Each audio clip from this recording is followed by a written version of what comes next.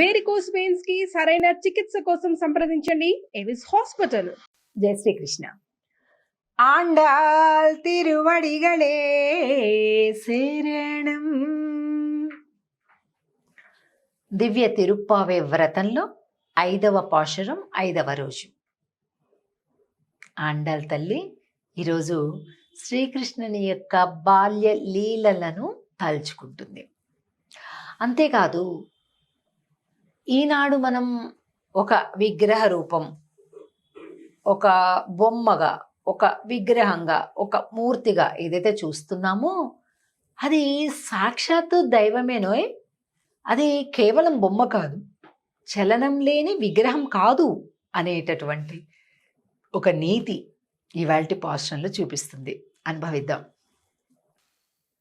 మాయనై మన్ను వడమధురై మైందనై தூய பெருநீர் எமுனை துறைவனை ஆயர குலத்தினில் தோன்றும் மணி விளக்கை தாயை குடல் விளக்கம் செய்த தாமோதரனை தூயோமாய் வந்து நாம் தூமலர் தூவித்தொழுது வாயினால் பாடி மனத்தினால்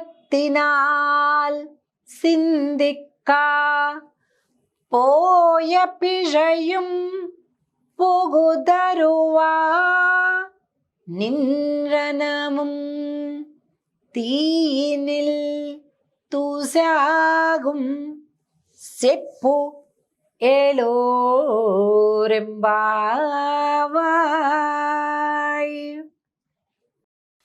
మాయనై మన్నువడ మధురై మైందనై.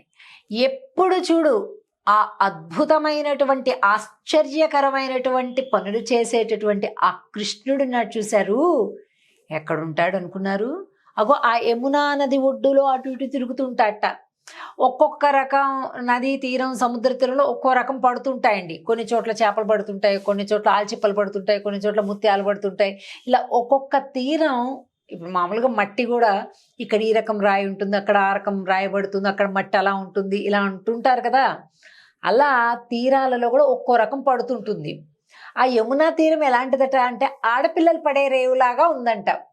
అందరు ఆడపిల్లలు అక్కడ బిల్లబిల్లమైన గోపకాంతలు అందరూ ఉంటుంటే కృష్ణుడు ఎప్పుడు కూడా అక్కడ ఏదో పనున్నట్టుగా అలా ఇలా తిరుగుతూ ఉంటాడట.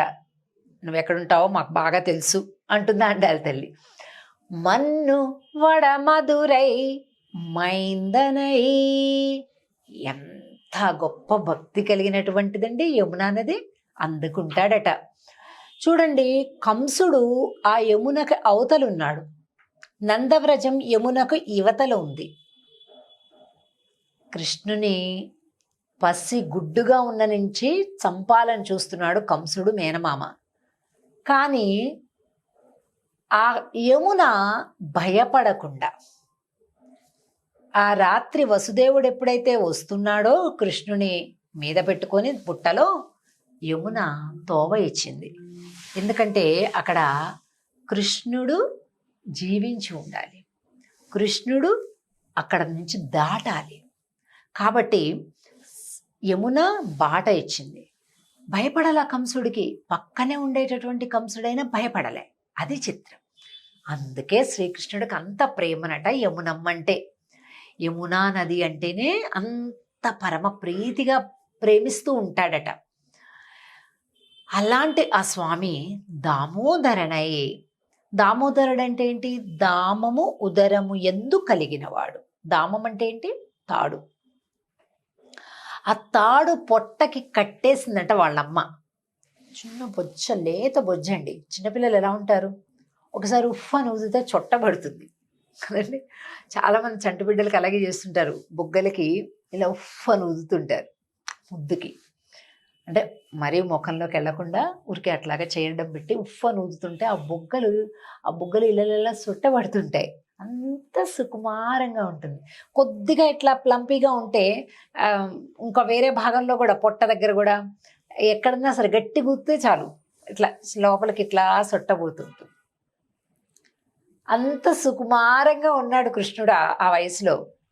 అలాంటి సమయంలో యశోదమ్మ అసలు నువ్వు ఆగడం లేదు అని అంటూ ఆయన పొట్టకి ఏం కట్టింది? తాడు కట్టింది. ఏం తాడు? తాడు టకా టకా తెచ్చేసింది.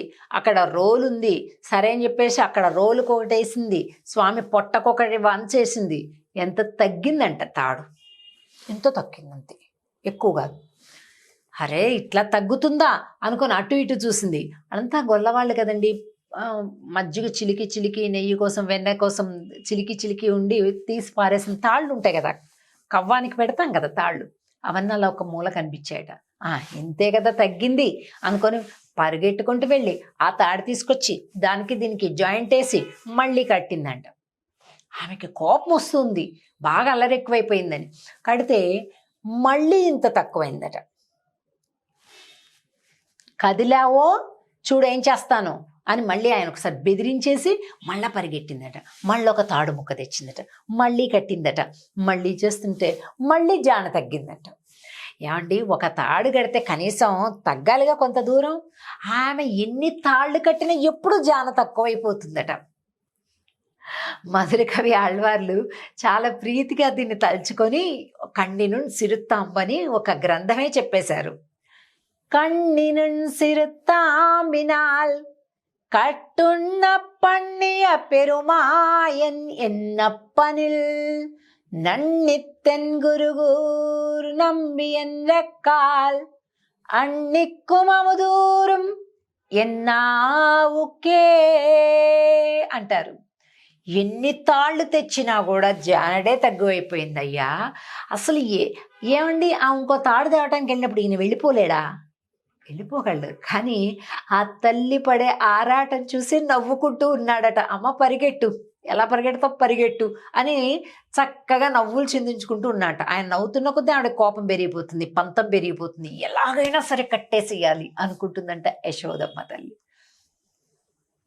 కాసేపు అయ్యేసరికి పాపం ఆవిడ అటు పరిగెట్టి ఇటు వచ్చి, అటు పరిగెట్టి ఇటు వచ్చి, చెమటలు కారిపోయి కుప్పు ఊడిపోయి ఆ పూలు కింద పడిపోయి చీర కాళ్ళల్లో అడ్డం తగులుతూ నానా తిప్పలు పడిపోతుందంట. తల్లి చూశాడట, జాలిపడ్డాడట.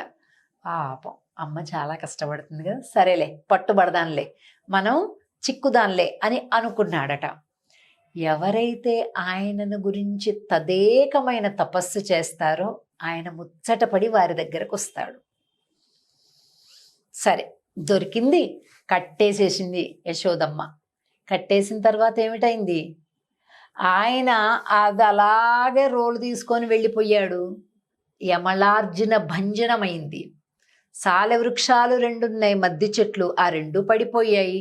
గంధర్వులకు శాప విమోచనం కలిగింది. అటువంటి కృష్ణ లీలలన్నింటినీ కూడా తలుచుకొని తూవిత్తొజుదు వాయినాల్ పాడి మనత్తినాల్సింది. ఇక మాకేం పెద్ద భక్తి లేదయ్యా, కానీ పుష్పాలతోటి నీ మీద విసిరేస్తాం. స్వామి మీద విసిరేస్తారా పెడతారా, కానీ విసిరేస్తాం అని చెప్తుందా అంటే మాకు తెలీదు. పూజా విధానం తెలీదు, మంత్రాలు తెలీదు, క్రియా విధానం తెలీదు, ఆచారాలు తెలియవు, నియమాలు తెలియవు, కానీ పూజిస్తాం మేము అంటుందా అంటారు. తూవిత్తొజుదు వాయినాల్ పాడి, నోటికి ఎలా వస్తే అలా పాడతాం. బోలెడు గ్రామటికల్ మిస్టేక్స్, రాగం లేదు, పాడు లేదు, అన్నీ శుద్ధ తప్పులు చెప్తాం, కానీ చెప్తాం ఎందుకంటే నువ్వంటే ఇష్టం. మన తినాల్సింది. మేమేం పెద్ద యోగులం ధ్యానులం కాదు, కానీ మనసులో ఎప్పుడు నీ గురించి ఆలోచన అంటుంది. ఇవి క్వాలిఫికేషన్స్. భగవంతుడు మనకు అందాలి అంటే నిరంతరం ఆయన గురించి ఆలోచించాలి, ఆయన గురించి మాట్లాడాలి, ఆయన గురించి తలచాలి, ఆయన గురించి పాడాలి. చాలు, ఆయన వచ్చేస్తాడు. నువ్వు ఎలా చేసావన్నది కాదు ముఖ్యం, ఆయన తలుచుకుంటూ చేసావా లేదా, సమర్పణ ఆయన యందు ఉందా లేదా, అదే ప్రధానమైనటువంటిది. కనుక దాన్ని కలిగి ఉన్నారు ఈ గోపికలందరూ కూడా. మనం కూడా అటువంటి భక్తిని కలిగి ఉండాలి అని ఆండాళ్ళ అనుగ్రహంతో ప్రార్థిద్దాం. ఇక తర్వాత 6వ పాశురంలో ఒక్కొక్క గోపికను నిద్రలేపే క్రమం ప్రారంభమవుతుంది. అది చూద్దాం. ఆండాల్ తిరువడిగళే శరణం. జై శ్రీకృష్ణ.